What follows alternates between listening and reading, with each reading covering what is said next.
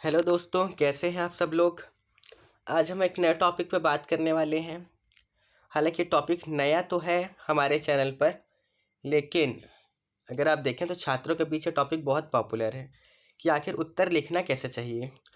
तो जो मेरे शुरुआती दोस्त हैं जो भी तैयारी स्टार्ट कर रहे हैं या उनको तैयारी चालू किए कुछ महीने हुए हैं, या हो सकता है कि वो कुछ सालों से भी तैयारी कर रहे हों, लेकिन जो आंसर कैसे लिखा जाए ये जो उनकी समस्या है वो बनी हुई है। वो एक ऐसे आंसर की तलाश करते रहते हैं कि एक परफेक्ट उत्तर कैसा होना चाहिए, कैसा होना चाहिए। लेकिन देखो दोस्तों, आज हम इस वीडियो में यही डिस्कस करने वाले हैं कि आखिर क्या बेंचमार्क होगा, क्या मानक होंगे जिसके आधार पर हम कह सकते हैं कि हाँ, ये जो आंसर है ये ऐसा आंसर है जो यूपीएससी के जो उत्तर पुस्तिका होती है उसमें लिखा जाना चाहिए, है ना। तो जो टॉपर्स होते हैं वो कैसे अप्रोच करते हैं क्वेश्चंस को, हम कैसे करें, ये सारी चीज़ें हैं जो हम इस वीडियो में समझेंगे।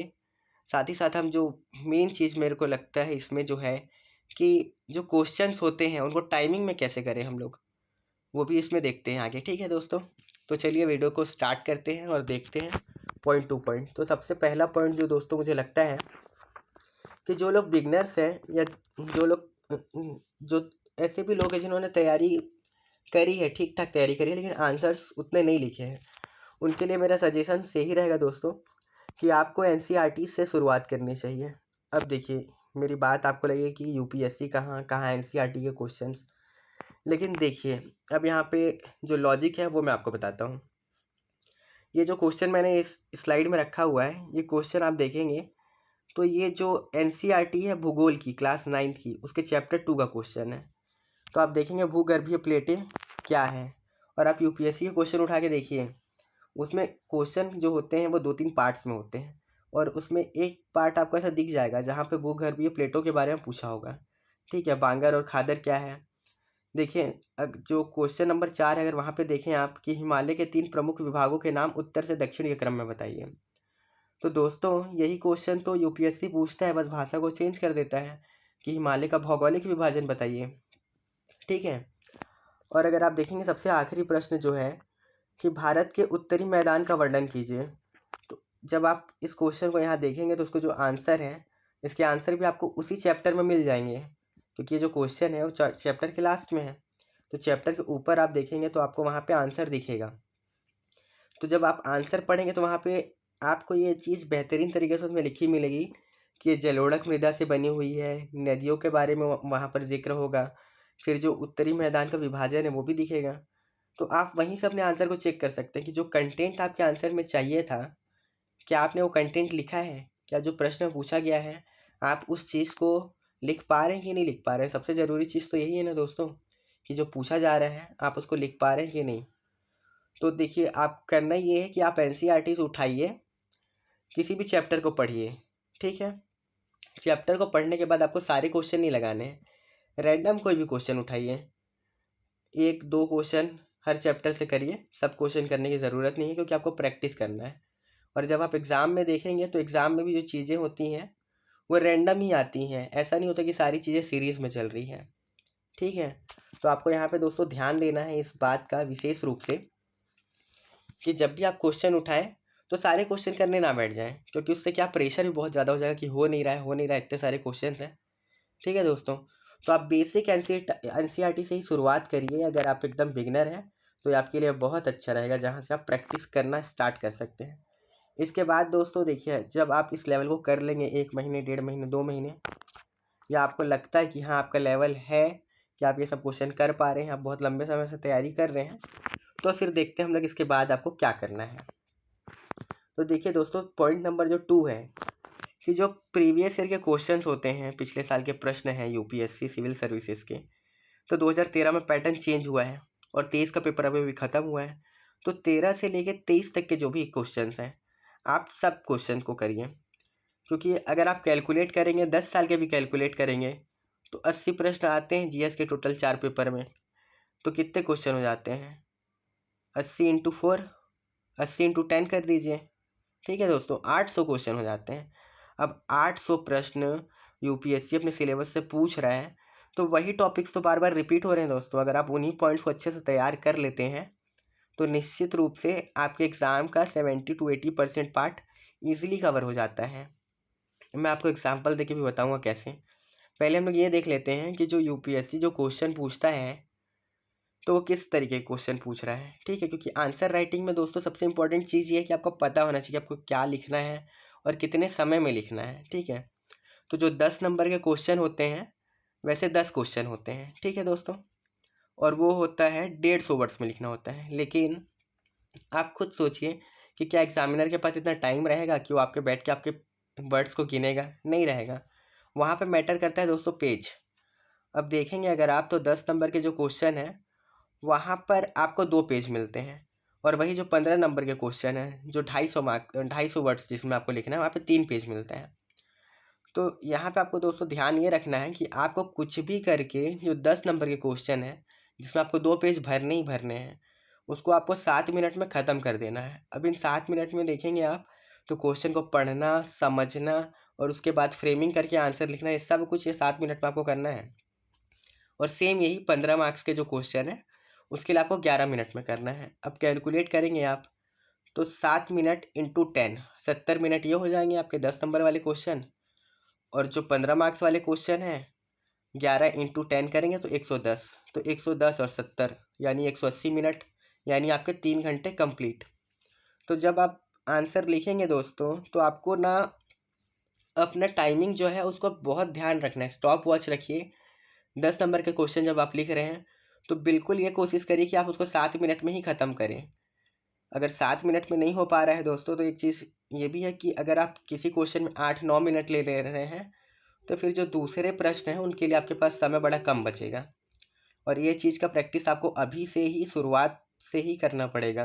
क्योंकि ऐसा नहीं होगा कि आप मेंस लिखने जाएंगे और वहाँ पे ये चीज़ें अपने आप ऐसे हो जाएंगी, नहीं होगा दोस्तों। बहुत प्रैक्टिस करना पड़ेगा आपको।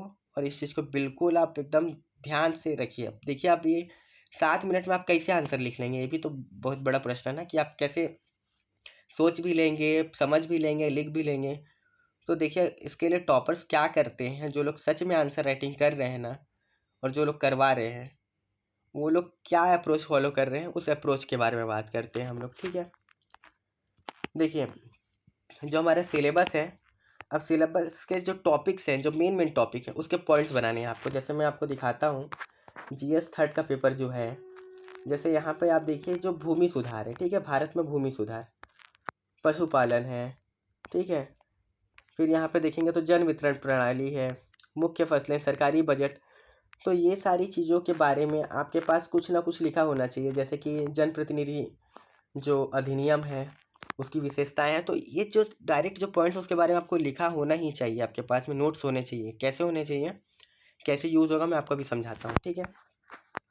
यहाँ पे देखिए फ्रेमवर्क कैसे बनेगा। तो आपको पता है कि जो आंसर होता है उसमें इंट्रोडक्शन वाला पार्ट होता है, फिर कंक्लूज़न होता है, ठीक है, और जो मेन बॉडी होती है वो बीच में होती है। तो देखिए दोस्तों जैसे आप मान लीजिए कि एग्जाम्पल आ गया भूमि सुधार का, मैं आपको बता रहा हूँ भूमि सुधार से कोई भी क्वेश्चन आता है, अगर आपको प्रश्न में भूमि सुधार दिख रहा है तो आप इसके लिए इंट्रोडक्शन पहले से तैयार करके रखिए। क्योंकि भूमि सुधार आपको मैंने दिखाया, यहाँ पे देखेंगे, देखिए सिलेबस में लिखा भी हुआ है भारत में भूमि सुधार, ठीक है। तो मान लीजिए जब भूमि सुधार से क्वेश्चन आ जाता है तो आपके पास सिलेबस में जो टॉपिक्स है उसके इंट्रोडक्शन लिखे हुए होने चाहिए। जैसे कि आप लिख सकते हैं, सिंपल इंट्रोडक्शन भी लिखेंगे आप कि जो भूमि सुधार है वो भूमि और भूमि को जोतने वाले लोगों के बीच के अधिकारों और संबंधों को बताता है टाइप का, है ना। और जो डाटा वगैरह होगा कि इतने हेक्टेयर भूमि है, ये है, वो है, जैसा भी आप वो पॉइंट पहले से ऐड करके रखेंगे। और कंक्लूजन भी आप पहले से प्रिपेयर करके रखेंगे, ठीक है। जो थोड़ा बहुत चेंजेस करना होगा आप क्वेश्चन को देख के कर सकते हैं। जो मेन पॉइंट्स हैं, मेन पॉइंट्स भी दोस्तों आप पहले से प्रिपेयर करके रख सकते हैं। जैसा मैथ का फार्मूला होता है ना वैसा आप फार्मूला इसका रख सकते हैं। अब कैसे देखिए भूमि सुधार में क्या क्या चीज़ें आ जाती है, ज़मींदारी सुधार आ जाता है, काश्तकारी सुधार आ जाता है, भूमि का डिजिटलीकरण आ जाता है, ठीक है। तो अब मान लीजिए कोई क्वेश्चन आता है, अब वो क्वेश्चन कुछ भी हो आए भूमि सुधार के ऊपर, अगर पूछा जाए कि सरकार की उपलब्धि बताइए भूमि सुधार के क्षेत्र में, तो आपको ज़्यादा नहीं सोचना है। आप सीधा देखिए ज़मींदारी जो है, ज़मींदारी सुधार में सरकार ने क्या किया है, क्या लेबलिंग कर दी है कि इतने हेक्टेयर से ज़्यादा की भूमि, इतने हेक्टेयर से ज़्यादा की भूमि कोई व्यक्ति अपने पास नहीं रख सकता है। काश्तकारों के लिए क्या सुधार किया गया है, डिजिटलीकरण के लिए क्या है, जैसे स्वामित्व योजना है, ठीक है, इस पॉइंट में। और मान लीजिए कि औपनिवेशिक काल से हिस्ट्री से थोड़ा जोड़ के पूछ लेता है कि भूमि सुधार हुआ तो है लेकिन कमियां अभी भी हैं, तो कमियां बताइए। तो फिर आप सीधा जमींदारी उठा लीजिए, जमींदारी सुधार में क्या कमियां रह गई, काश्तकारी सुधार में क्या कमियां रह गई, है ना। डिजिटलीकरण हो रहा है तो उसमें क्या कमियां रह जा रही हैं। मान लीजिए भूमि सुधार का जो अभी आधुनिक तरीका है सरकार का, उसके बारे में पूछ लेता है। या पूछ लेता है कि डिजिटलीकरण करने से भूमि सुधार पे क्या प्रभाव पड़ रहा है, कैसे ये पॉजिटिव चीज़ दिखाता है। तो फिर उठाइए, ज़मींदारी सुधार में डिजिटलीकरण जब आ रहा है तो लैंड रिकॉर्ड बन रहे हैं, इससे जो डाटा हमारे पास आ रहा है कि किस व्यक्ति के पास कितनी भूमि है, तो जो लेबलिंग करना है वो आसान हो जाता है। काश्तकार हैं तो उनका लिखित में फिर सारी चीज़ें होंगी, कॉन्ट्रैक्ट बेस्ड होंगी, तो उनका शोषण नहीं हो पाएगा, है ना। तो इस तरीके से आपको चीज़ों को देखना है। और देखिए, ये जो टेम्पलेट्स आपको हर टॉपिक के लिए बनाने हैं। आप हमारे साथ जुड़े रहिएगा चैनल पे। आगे मैं ऐसे और वीडियो लेके आऊँगा जहाँ पे हम लोग स्पेशल क्वेश्चंस को ही डिस्कस करेंगे, और जो बेसिक जो पॉइंट्स हैं हमारे सिलेबस में, जो इम्पोर्टेंट जो यूपीएससी ने लिख के दिया हुआ है हमको, उसके जो टेम्पलेट्स बनाने हैं, फ्रेमवर्क बनाने हैं, वो हम लोग इसी चैनल पे लाइव लिखेंगे। आंसर आपके सामने लिखेंगे, आप हमारे साथ लिखिए। और जो प्रोसेस दोस्तों मैंने बताया है, आप इसको फॉलो करके देखिए, क्योंकि जब आप सीधा सोचेंगे कि सीधा बड़ा शिकार करेंगे तो दोस्तों वो होना बहुत टफ चीज़ है। आपको बेसिक से ही स्टेप बाय स्टेप चीज़ों को करना पड़ेगा, और चीज़ें धीरे धीरे परिपक्वता जो होती है आंसर में, वो धीरे धीरे ही आती है। आप लिखते रहेंगे तो चीज़ें होती रहेंगी। और जब भी आप आंसर लिख रहे हैं, अगर पीवाईक्यू से आप आंसर लिख रहे हैं, जो मैंने बताया है कि आप पीवाईक्यू के आंसर लिखिए, तो इस समय आप ये कर सकते हैं कि टॉपर्स के जो कॉपी हैं अवेलेबल हैं, इंग्लिश मीडियम में भी है, हिंदी मीडियम में भी है। और हिंदी मीडियम वाले छात्र भी इंग्लिश मीडियम के टॉपर्स की कॉपी देखें कि वो किस तरीके के पॉइंट्स को शामिल कर रहे हैं। आसानी से आपको गूगल पे मिल जाएगा, सर्च करिए UPSC toppers copy in Hindi medium और इंग्लिश मीडियम, जो भी आपको चाहिए होगा, ठीक है। और आप देखिए कि वो किस तरीके के आंसर लिख रहे हैं और आप किस तरीके के आंसर लिख रहे हैं। तो जो एक बेंच मार्क होगा, वो आपको आइडिया लगेगा कि आप कितने पीछे हैं और आपको कितना गैप कवर करना है, ठीक है दोस्तों। तो ये जो बातें हैं आप इसको ध्यान में रखिए, और इस वीडियो को लाइक और शेयर करिए, अपने ग्रुप में भी शेयर करवाइए थोड़ा, ताकि हमको भी मोटिवेशन मिले इस तरीके की नई वीडियो लाने के लिए। और हम लोग भी लग के प्रयास कर रहे हैं, और हमारी कोशिश ये है कि बेहतर से बेहतर कंटेंट आप लोगों को दें। अर्थव्यवस्था की सीरीज़ चालू हो गई है चैनल पे, आप इसको देखिए। कम से कम समय में मैं गारंटी ले रहा हूँ कि आपका जो तैयारी का लेवल होगा, वो किसी भी कोचिंग में पढ़ने वाले बच्चे के लेवल्स के बराबर या उससे अच्छा ही होगा, क्योंकि आपकी तैयारी उनसे कम समय में होगी, आपको रिवीजन का ज़्यादा टाइम मिलेगा। और जो क्रिप्स नोट्स होते हैं वो आपको मिलेंगे, उनके जैसा नहीं कि बस पढ़ रहे हैं नोट्स और पीएचडी वाले रास्ते पे जा रहे हैं, ठीक है। तो इन चीज़ों को ध्यान रखिए दोस्तों। करंट अफेयर्स की भी सीरीज़ चल रही है, उसको भी लाइक करिए और चैनल को सब्सक्राइब करिए, और थोड़ा प्रमोट करिए उस वीडियो को भी, करंट अफेयर्स वाले को भी। क्योंकि सर जो कंटेंट लेके आ रहे हैं, आप पूरे यूट्यूब पे खोज लीजिए, हिंदी मीडियम के लिए वैसा कंटेंट कोई नहीं ला रहा है। अगर एक भी चैनल ऐसा दिख जाए तो आप अगर डिसलाइक भी करेंगे वीडियो को तो भी कोई बात नहीं है। लेकिन दोस्तों, हमारे प्रयास को आपके सपोर्ट की बहुत ज़रूरत है, सपोर्ट करिए।